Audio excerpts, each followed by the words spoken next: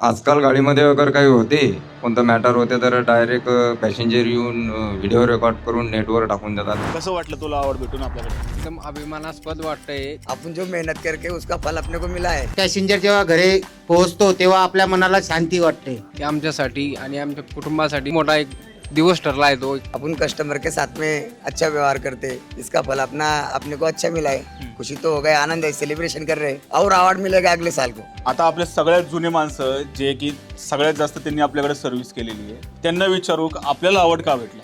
जे आपले driver conductors आहे ते सर्व लोकांना व्यवस्थित आणि सर्व्हिस चांगली देतात. ते सर्व्हिस चांगल्या दिल्यामुळे आपल्याला अवॉर्ड दरवर्षी भेटतोय. आपले लोक सर्व लोक मनपूर्वक पॅसेंजरला सर्व्हिस देतात. आजकाल गाडीमध्ये अगर काही होते, कोणतं मॅटर होते तर डायरेक्ट पॅसेंजर येऊन व्हिडिओ रेकॉर्ड करून नेटवर टाकून देतात. त्यामुळे आपल्या कंपनीची बदनामी होती. उनसे बहस मत किया करना, पैसेंजर अपने भगवान होते.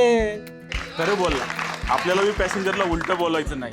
कधी बी अशी सिच्युएशन येईल त्यावेळेस 1 ते 10 पर्यंत गिनती मोजायची आणि लास्टला बोलायचं ऑल इज वेल.